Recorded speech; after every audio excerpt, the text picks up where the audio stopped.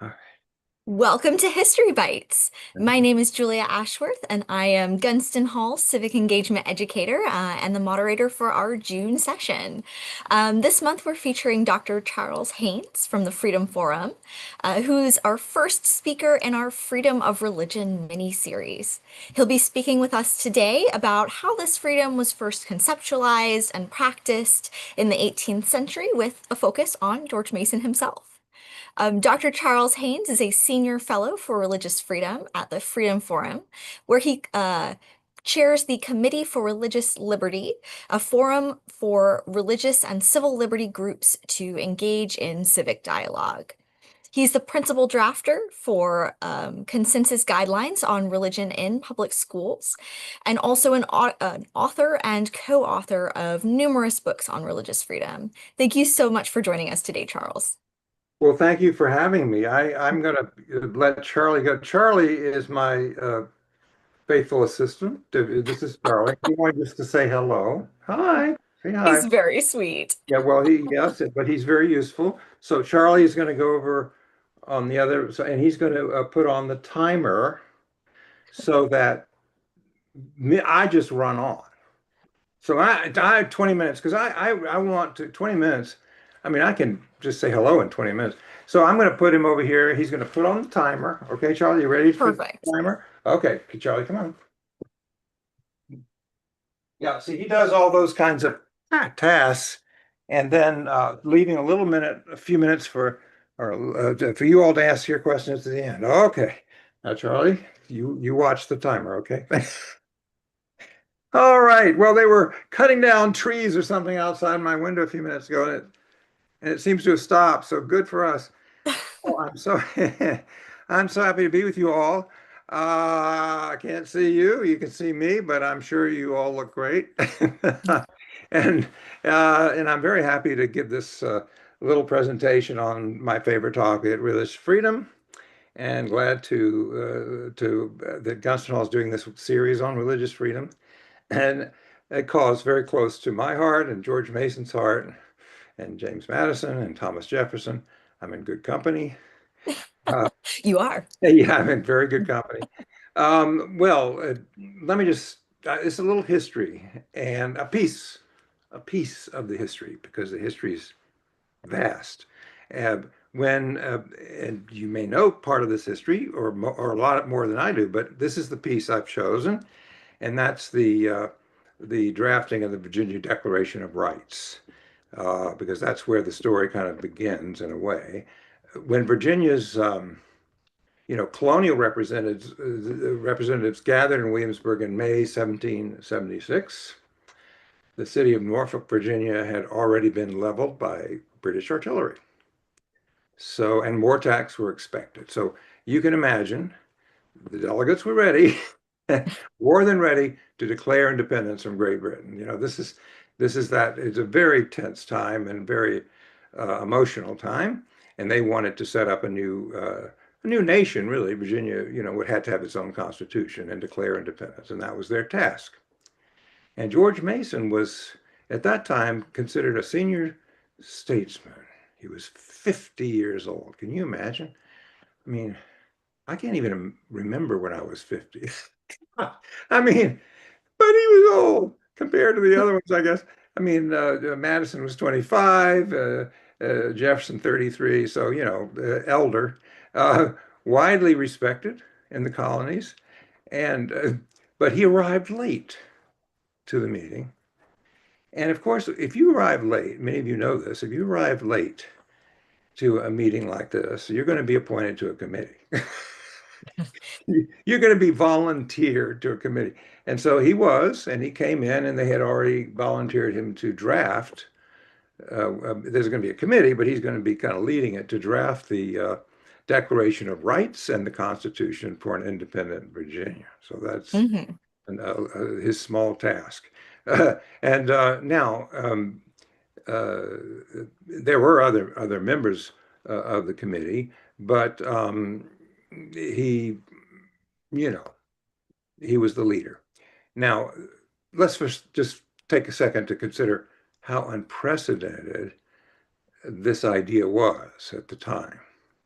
Uh, and I think this is the first time, really, that representatives of a free people drafted a constitution or charter declaring that fundamental human rights are inalienable rights, or you could say natural rights or God-given rights that are not granted by the state and not revocable by the state. In other words, the role of government is to protect our basic rights, to protect the basic rights that human beings have by birthright. Government doesn't give them to us. They protect them. Well, that's a huge break from history, and still is, frankly, in most of the world. Well, Mason was the obvious choice to lead that drafting committee. Well, he was a Virginian, of course, and he was well known because he had written letter. He wasn't a public figure in the sense of a politician, and he'd hold offices and so forth, but he was well known for letters and documents opposing actions of the British government. So he was already on record. But he did privately complain to his friend Richard Henry Lee, I love this, that the committee was, quote, overcharged with useless members who would draft 1,000 ridiculous and impractical proposals. Now, that's how I've felt about many committees I've joined. I mean, you look around, I can do this. I don't need these people. Well, anyway, that's how he felt. And so he decided, took it on himself to say, okay, I'm going to become a committee of one at first, and I'm going to prepare the first draft myself. Well, he did.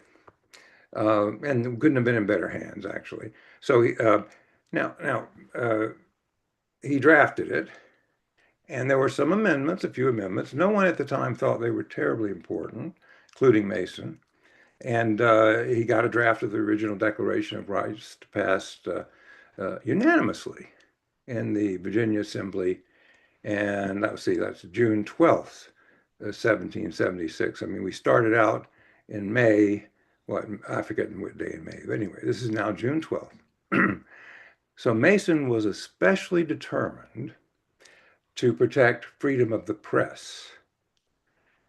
What the Declaration calls, Virginia Declaration calls, the bulwark of liberty.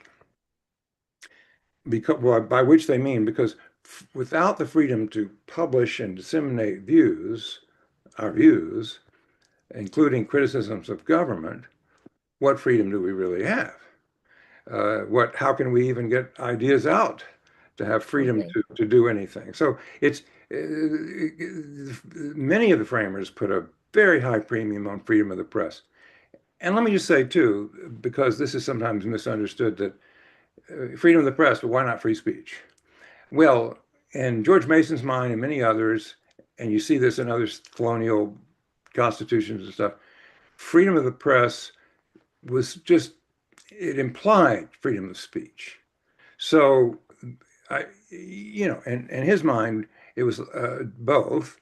And so, in a way, those were two of the freedoms that made it to the First Amendment eventually, not just freedom of the press. But by that time, when they were drafting, or Madison and drafting the First Amendment, they separated them to make it clear. But freedom of speech, which most Americans, if they know anything about the First Amendment, they know they have freedom of speech. Now, the other essential freedom for people like at least Mason and again Madison, Jefferson. Jefferson, by the way, was in France, so he wasn't there. Madison was there, and other framers was religious freedom, and by which they meant um, this was somewhat new and different. I mean, there was John Locke, of course, and others who helped them to frame this. Roger Williams in Rhode Island before that, John Leland, the great Baptist leader. So there were Bacchus, there were others who were moving there or gotten there. But anyway, this is what they agreed on themselves. These statesmen in Virginia, that the right to follow one's conscience in matters of faith, in other words, the right to choose your religion, to change your religion, to have no religion without governmental interference. That was religious freedom. And what does it mean? Well, at heart, they believed it meant to act, and this is so important, exercise, to act on what you are required to do by your God and your guiding and your guiding principles, or whatever that was. And it's not, in other words, it's not simply our freedom to do what we want to do. It's more than that. It's the freedom to do what we feel we must do, even if we really don't want to do it. I mean, I'm sure all of you have had a day when your conscience tells you to do one thing and you want to do another thing. I think that happens to me pretty much every day. And so it's a very deep seated freedom because we know in our heart of hearts often, this is what we should do. But so they were concerned to make sure, that particularly when it was being obedient to your higher power, if you will, the supreme being or whatever, you were free to do that. And certainly that must be greater than your a pledge to the state. I mean, it had to supersede prior to that. And that's there was idea. It's not subordinate to your duty to the state. And that's a really amazing idea. It's a radical idea. Yeah, I mean, the Americans, I think, have forgotten. I'll give a simple example just because it helps to sort of make it clear. If you're going to a public school in the United States, let's say, and they have a no caps policy, this is high school, and your faith requires you to cover your head. Maybe it's a hijab, maybe it's a yarmulke, maybe it's a turban. You're required. You may not want to look different. You may not want to get in trouble, but you feel God wants you to, so you do it. And the other kids come in and say, "Well, wait, I want to wear my, Atlanta Braves cap or my Yankees cap or whatever." If you get to wear your, yarmulke, and that's a good question. Why the difference? And that is kind of a clear illustration that there's just a world of difference between a claim of conscience and, something you really just want to do because you like the Braves or well, I don't know if you're a Boston Red Sox fan, you may feel like you're required to wear it. I don't know. I won't fight that theological point at the moment. I know some pretty radical militant Red Sox fans. Anyway, and the schools recognize that. And public schools generally in their policies exempt religious headgear, for example, from general bans on because we live in the United States and we take conscience seriously. Not always, but it is the first freedom in the First Amendment. In France, of course, is quite different. They have religious freedom, but they don't understand it the same way. So the French government can say, you can't go to a government school in France and wear a head covering, a religious head covering, period. Nobody can wear any head covering, no exceptions. Well, that requires the Muslim or the Jew or the Sikh or whatever to choose, do I follow the law and get my education, or do I follow my God and lose my opportunity for my education? And the Supreme Court once used the phrase in a different kind of case, but similar. We in the United States should not put people to the cruel choice of having to choose between their obligation to God and their obligation to the state, if we can. Now, it's not always possible. That's a whole nother conversation. Well, what does it mean? It means the freedom to act on what you're required to do by your guiding principles. So government coercion in matters of faith, as I'm sure you know, well know, from history and looking around the world today, has long been and is today a leading, if not the leading, cause of persecution and violence and conflict around the world. It just doesn't work to coerce people to give up what they feel God requires. So in his draft, Mason proposed the following language to guarantee that fundamental freedom, religious freedom or freedom of conscience, as an inherent right, not a state-given right, an inherent right. Okay. Now, and here's his language that he proposed in his draft: that religion, or the duty which we owe to our Creator, and the manner of discharging it, can only be directed by reason and conviction, not by force and violence. And therefore, all men should enjoy the fullest toleration in the exercise of religion according to the dictates of conscience, unpunished and unrestrained by the magistrate, unless under the color of religion any man disturb the peace, the happiness, or the safety of the society. And that is the mutual duty of, and it is the mutual duty of all to practice Christian forbearance, love, and charity towards each other. Now, that last thing is, of course, the language of the time when they meant to say we should be a virtuous people. I mean, when you talk about virtue, the language was Christian virtue, but it's not part of the law. It's just the language of the day. The other thing, the part, is supposed to be enacted as the constitutional mandate. Um, Now, here's James Madison. He's uh, uh, 25 years old, and he's slight, small man, 4 feet something. I mean, he's a very little man, and he has never been out as a politician to any of these things before. So it's his first convention, and and you can forgive him for feeling like he's a little bit overwhelmed here, but he saw immediately that this language of George Mason's, as lofty as it is, and as lofty as Mason is, was not enough. Didn't meet the mark for religious freedom. And that's amazing that he saw that, but not completely amazing, because in Orange County, where he came from, he grew up early on seeing Baptist preachers, for example, put in prison for preaching out in the open, which was forbidden, or these other kinds of things. Anything that they did that the Anglican Church didn't approve or didn't allow. You couldn't get married as a Baptist unless you did it through Anglican priests, and there's just a whole bunch of things. And if you preached out in the open, that wasn't allowed. So they would be in prison, and he would see them. He would see them through the bars, and he would be angry. He told his friends, there's a record of this, and he was very incensed that in this new nation we were going to have we were going to put people in prison for dissenting from the state church.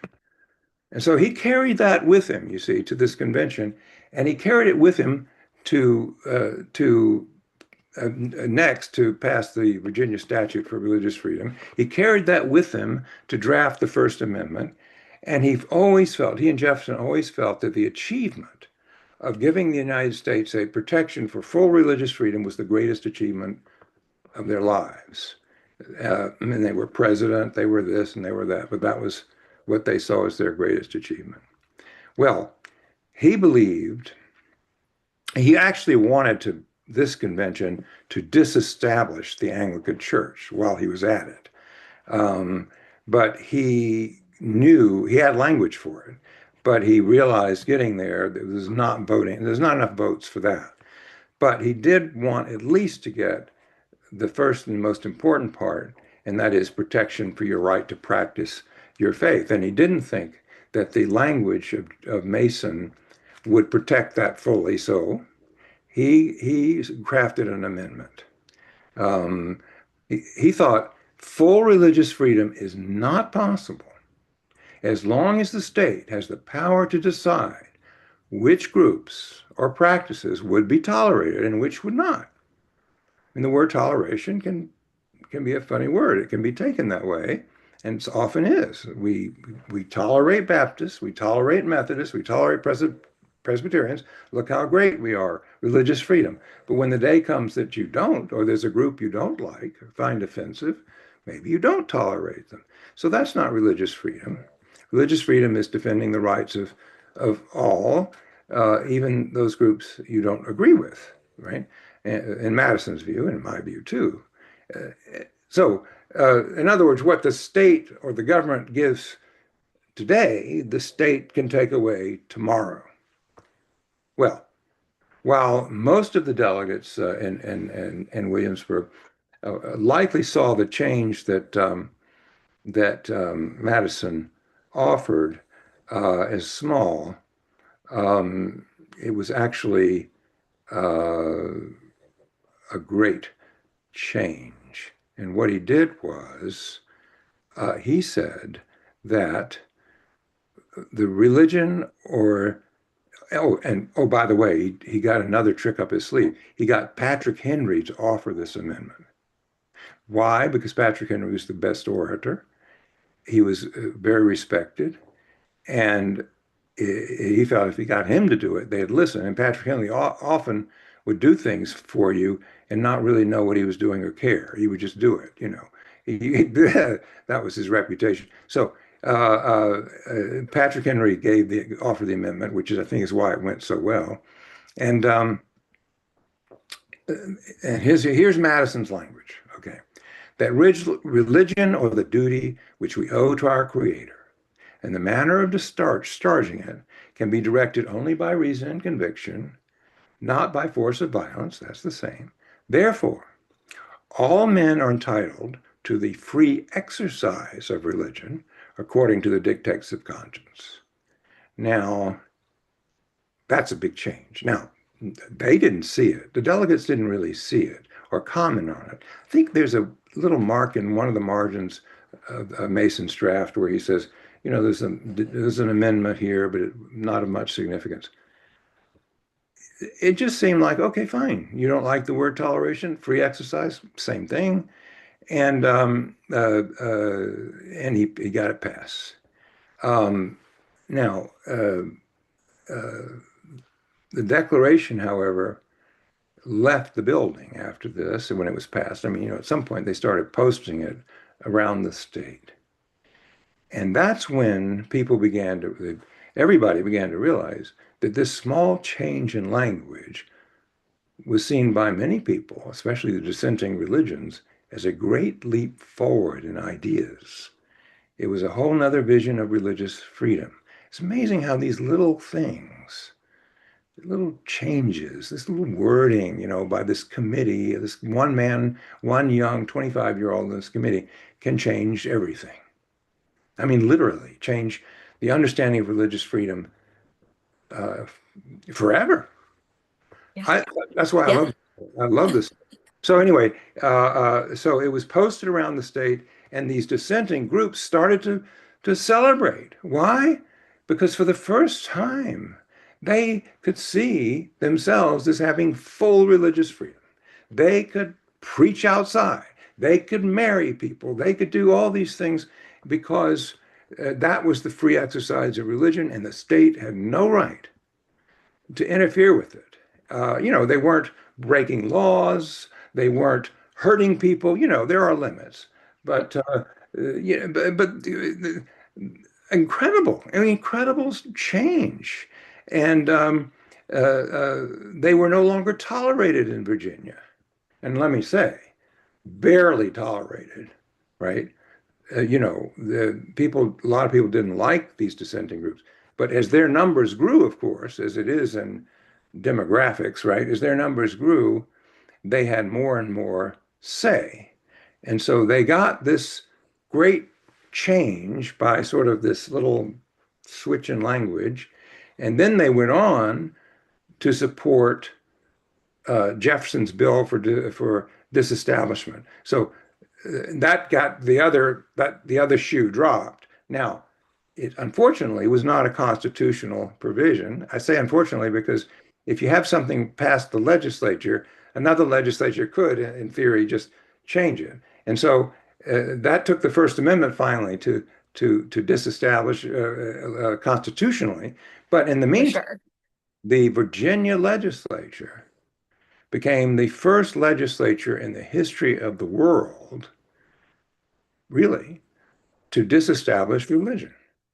I mean, amazing. And so Jefferson's bill, he was in France, so he didn't lead the charge. What passed it was Madison's great memorial and remonstrance that went through the state and powered it, but also the dissenting groups, the Methodists and the Baptists, the Presbyterians, these people went out Yes. and they fought for it. And they won because by now they were ready for full religious freedom. They weren't going to take a half loaf.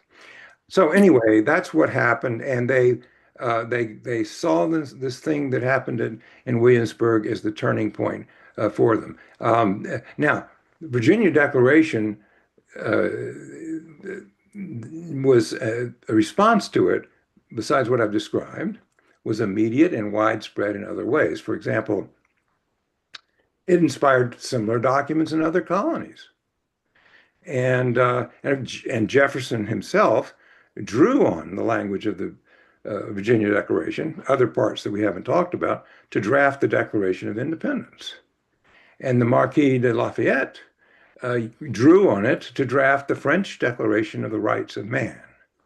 So it immediately just had a ripple effect. The whole document. I'm not talking just about now religious freedom, the whole document. Yeah, for sure. And then Mason went on to fight, lead one of the leading voices of the fight to put a Bill of Rights in the new Constitution. And for complicated reasons, there were very different views of even people who supported a Bill of Rights were leery of putting it in the Constitution. Would that mean that the other rights left out weren't protected? Would that mean that we're saying the federal government has control over some rights and not others? Madison was skeptical. He said, you just put a Bill of Rights in there and it's a parchment paper. And you'll leave out other rights. And so Madison himself was skeptical. But ultimately, George Mason, of course, did not sign the Constitution. He was a delegate to the Constitutional Convention, as you probably know, and had influence there. But he, in the end, would not sign it because it did not have a Bill of Rights. I mean, he took it as a red line. And then they said, okay, we're going to consider it after, go and adopt it states, and we will then consider a Bill of Rights. And then they really went to work and state level, and some of the states said, "Well, we won't adopt it if you don't promise a Bill of Rights," which meant that the first Congress, when it after the Constitution was passed, when it came into session, was under great pressure to add a Bill of Rights. Absolutely. And Madison, ironically enough, who didn't originally think a Bill of Rights was necessary, Jefferson persuaded him it was actually. And then Madison promised in his campaign against Monroe, James Monroe, that he would go there and he would get a Bill of Rights drafted and he would do it himself. And, so he won on that promise and he did. And so that's how we get the First Amendment to the Constitution and religious freedom in the United States. Fortunately, he was the lead drafter of that because he had that full vision of religious freedom that we've been talking about. He saw religious freedom as needing two principles for one freedom: no establishment and free exercise. Because unless you had government out of religion and religion not able to control government, and you had free exercise, you didn't have religious freedom. I mean, if you had government still favoring a particular religion and you said, well, we're going to give you free exercise, well, that can go wrong very quickly. On the other hand, you can't just have government separating church from state. You have to have also protection for people to practice their faith. Absolutely. They've often put at odds. They're not at odds. They're two principles for one freedom that sometimes come into tension in a particular case. Okay, so that's why you sometimes hear the two religion clauses are For tension. sure. They, For they work, sure. they work together. Anyway, Yes. ultimately, uh, uh, uh, George Mason prevailed. a Bill of Rights was added to the Constitution in 1791, and with these two provisions. And he is sometimes described as the forgotten founder Yes. because he's less celebrated than Virginians Washington, Jefferson, Madison. But his efforts to put in place constitutional protections for inherent natural rights have had a lasting impact on this country and the world. So I'll end with this quote I found in thinking about all this because George Mason's legacy is, frankly, not looked at as often as Madison and Jefferson, these people. But in 1949, a year after the adoption of the Universal Declaration of Human Rights by the United Nations, a very, very pivotal moment in human history, not because it immediately gave us human rights everywhere, but because it started the modern human rights movement. And Yeah. it still is the most significant moment in the history of human rights for the world. But when they did that in 1949, 2 years after they did it, President Harry Truman, wrote to a friend to describe George Mason's legacy, and he said, "Too few Americans realize the vast debt we owe to George Mason. His immortal Declaration of Rights in 1776 was one of the finest and loftiest creations ever struck from the mind of man. Our matchless Bill of Rights came directly from the amazing wisdom and far-seeing vision of this patriot.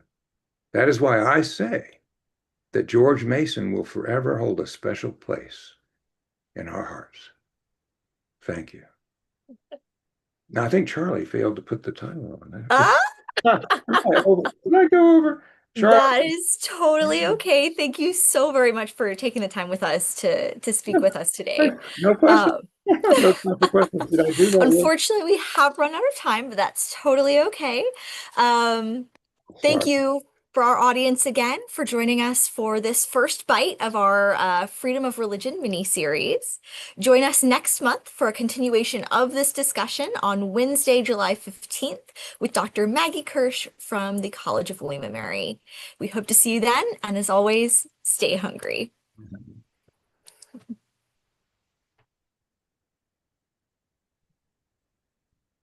Okay, Should be good. perfect. I don't Thank know how I you. did that.